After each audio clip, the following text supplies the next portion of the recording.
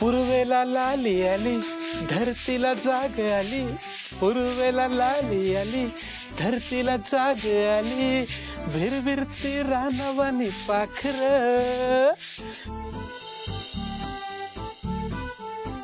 हे भिरभिर तर पाखरू कोण येऊन झोपलं इथं?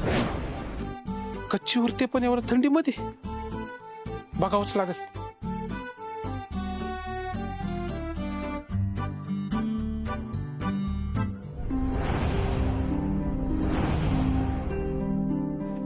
सिद्धू भाऊ कच्चीवर झोपलेत. नक्कीच माझ्या बहिणीसंग काहीतरी भांडण झालं असणार.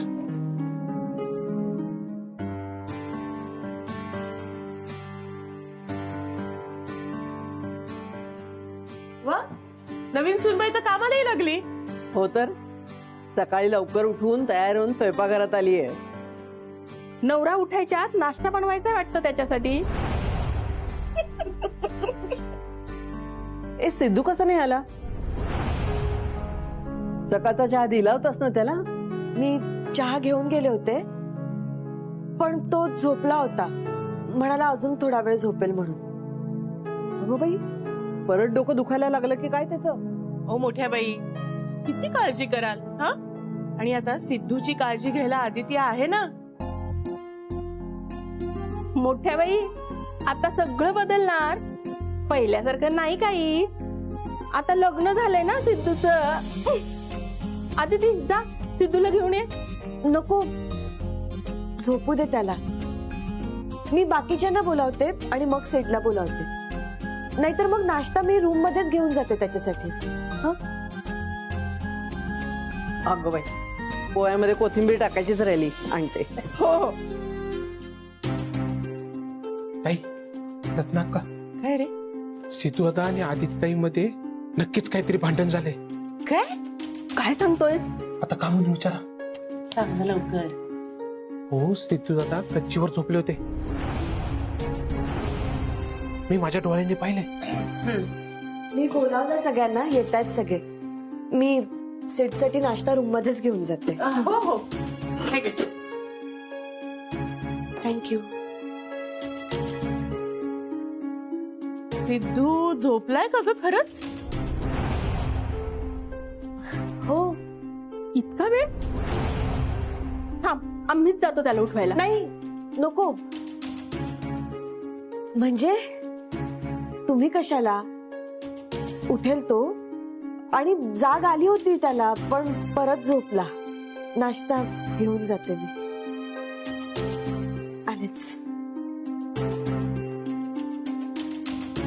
ताई, लक्ष ठेवायला हवं.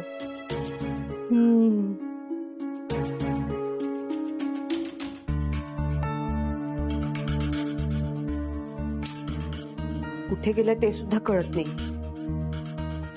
ह्याच्यामुळे मला घरच्यांशी खोटं बोलावं लागतं. Good morning Aditi. Good morning. Baby, तुझ्याकडे भूमिपूजनाचे फोटो आहेत का? मी त्या सिद्धार्थच्या भावाला, काय नाव आहे त्याचं, बाळा? सुहास भाऊजी. व्हॉट एव्हर, त्यालाही सांगितलंय पण. मॉम ऐक ना, नाही आहेत माझ्याकडे फोटोज. ओके. सिद्धार्थ कुठे आहे? तो येतोय. हे काय, त्याच्यासाठीच नाश्ता घेऊन आले. इथे घेऊन आलीस? तो खाली नाही येणार ब्रेकफास्टला? नाही, त्याचं काम आहे. तो इथेच नाश्ता करेल. काम? फॅक्टरीचं काम सुरू पण झालं? म्हणजे तू इथेच थांबणार असशील मग? येतेस खाली? मॉम ऐक ना, येते मी. किती प्रश्न विचारशील? ग वैतागतेस कशाला? मॉम. ओके, येते.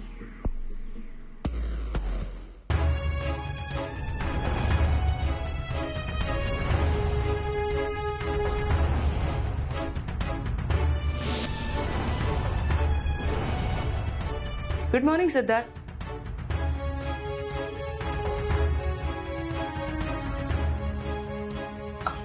आदिती, मी निघते.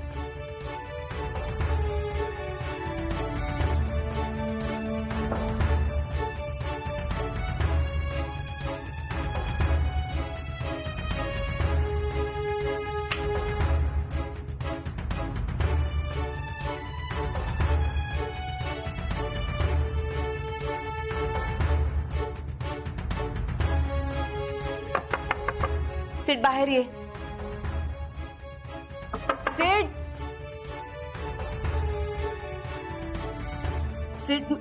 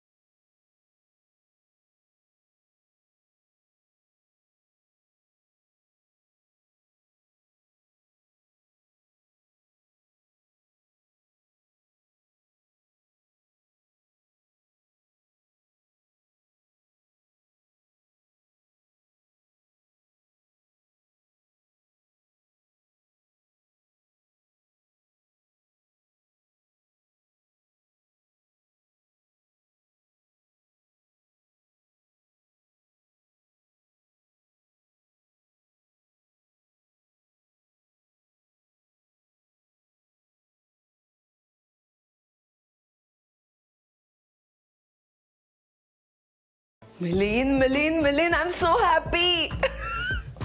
काय झालं? इतकी खुश का?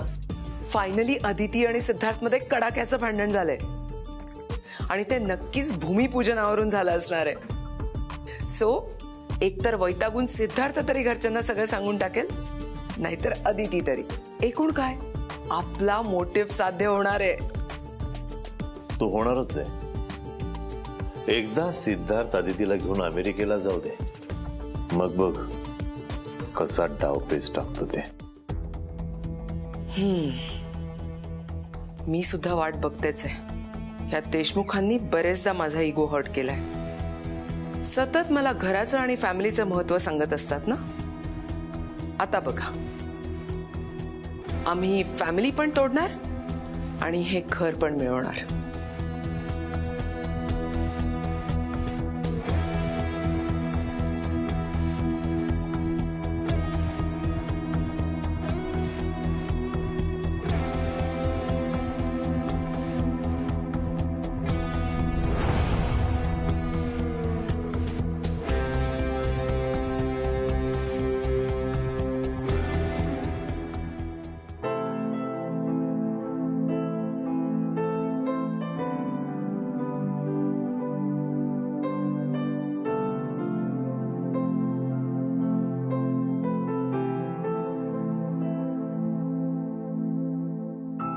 काय भांडण झालं ना. अगं तुझं आणि सिद्धूचं भांडण झालं ना. तुम्हाला कसं कळलं? आम्हाला लगेच कळतं. या घरात कोणाचं काय चालू आहे, काय झालंय, सगळं कळतं. आता यांना काय सांगू? अगं अदिती, घाबरू नकोस. तुमचं भांडण कशामुळे झालं हे नाही आम्ही तुला विचारणार, पण एवढंच सांगतो, तुझ्याही आता लक्षात आलंच असेल. अगं आपल्या घरात सगळंच साजरं होतं, मग तो कोणताही सण असो किंवा भांडण. भांडण? अगं लग्नानंतरचं तुमचं पहिलं भांडण, हा, मग ते सेलिब्रेट व्हायला हवं. भांडण सेलिब्रेट करायचं? अगं पहिलंच भांडण ना शेवटी. अगं भांडणच प्रेमाची गंमत वाढवतं. अदिती, अगं लग्नानंतरचं पहिलं भांडण नवरा बायकोसाठी खूप खास असतं. अगं इथूनच तर ठरतं पुढे जाऊन कोण कोणाला भारी पडणार ते. हा काय ताई? अगं माझं आणि यांचं पहिल्याच दिवशी भांडण झालं, तेव्हाच फणा काढला मी. तेव्हापासून घाबरतायत हं मला. म्हणजे तू तर अजून काहीच पाहिलं नाही. आता बघ आम्ही काय काय करतो ते. नाही, कळेल कळेल तुला. आणि तुमच्या दोघांमध्ये कितीही भांडण झालं तरी सिद्धूच तुझ्याबद्दल काय मत आहे बघायचंय. कसं? आता दाराबाहेर उभं राहून आम्ही तुमचं भांडण ऐकत होतो तसं आता तू दाराबाहेर उभी राहा, आम्ही आज जातो, मग बघ. तुम्ही आमचं भांडण ऐकलं? अगं ते महत्वाचं नाही, तू आता फक्त गंमत बघ. चल चल ग चल.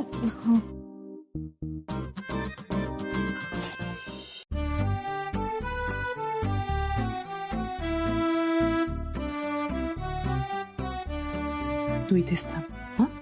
आणि आता आम्ही आतमध्ये जे काही बोलू ते मनावर घ्यायचं नाही. फक्त ऐकायचं. आणि आम्ही बोलवल्याशिवाय आत यायचं नाही. ताई,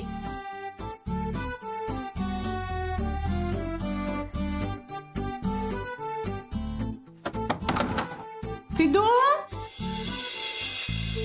ए सिद्धू. अरे कामात आहेस का? नाही, काय झालं? सॉरी सिद्धू, नाही तुमचं लग्न होऊन काहीच दिवस झालेत पण तुझी बायको आदिती डोकं फिरवतीये. अरे तिला घरातल्या माणसांशी काही देणं घेणंच नाहीये. सगळ्यांशी कसं उलटून बोलते, घरातली कामं करत नाही.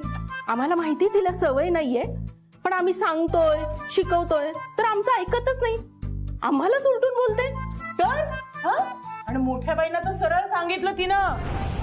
म्हणली सारखं सिद्धू सिद्धू करू नका, डोकं फिरतं म्हणली माझं. हा, आणि आता सिद्धूचं जे काही करायचंय बघायचंय ते मी बघेल, तुम्ही मध्ये मध्ये येऊ नका. बापरे, या बायका खरंच खूप डेंजर आहेत. मगाशी तर कहरच केला. म्हणाली मला फक्त सिद्धूशी देणं घेणं आहे. हा, मला तुमच्याशी कुणाशी काही देणं घेणं नाही. बघ. अरे इतकंच काय, बयोबाईंना सुद्धा सांगितलं तिने. ते एकच चूल वगैरे मला मान्य नाही. मला जर इथे नाही ना आवडलं तर मी सिद्धार्थ आणि माझी चूल वेगळी करणार, जाणार आम्ही इथून. बघ बाबा, तुझी बायको काही आमचं ऐकत नाही. तूच समजाव तिला, तुझं तरी ऐकेल ती. उगाच तोंडाला येईल ते बोलू नका. काही बरळताय. अदिती असं बोलणं, असं वागणं शक्यच नाहीये. तिला किती प्रेम आहे तुमच्याबद्दल. तिला तुमच्यासाठी काय काय करायचंय फक्त मला माहिती आहे. तुम्हाला कदरच नाही तिची. सतत तक्रारी करायच्या. उलट तिला सांभाळायचं सोडून तिच्याबद्दल वाईट बोलताय. आता हसताय कशाला? आमच्यात भांडणं तुमच्यावरूनच होतात. आमच्यावरून भांडणं म्हणजे?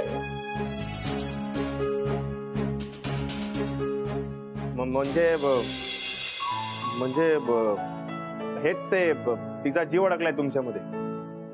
सतत तुमचं कौतुक, तुमच्या प्रेमाचं कौतुक. आम्ही दोघं एकत्र असलो तरी सतत तुमचा विषय असतो.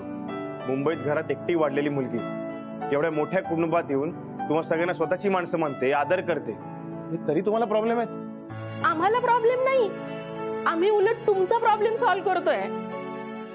ये ग अदिती, बघ तुझा नवरा तुझ्या बाजूने बोलतोय.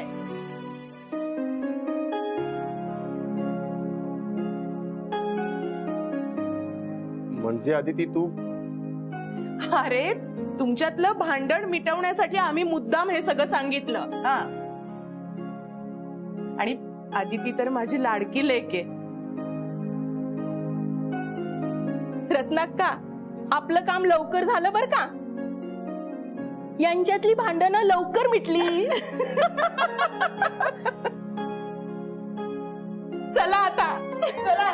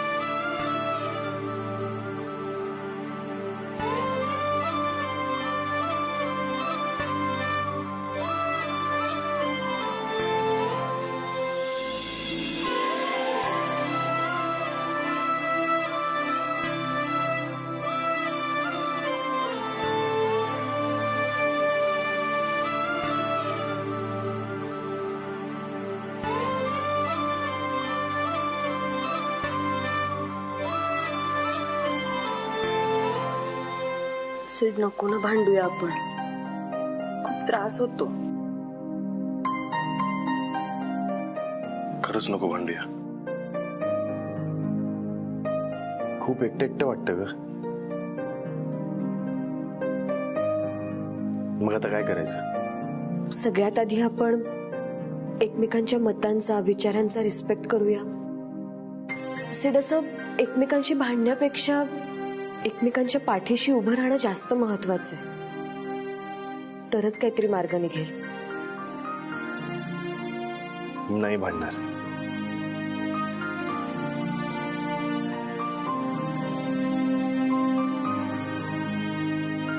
पण नेमका मार्ग काढायचा कसा? सिड, आता ना आपण या सगळ्या विचारांमध्ये अडकलोय. त्यामुळे या सगळ्याकडे त्रयस्थपणे बघणारा माणूस हवा. तोच काहीतरी मार्ग सुचवेल. पण असं कोण आहे? मी फॅक्टरीच्या कामानिमित्त एका व्यक्तीला बोलावलंय. बघू तो काही मदत करतोय का. हो अदिती, पण ती व्यक्ती खूप विश्वासातली हवी. तो येईल तेव्हा कळेल तुला.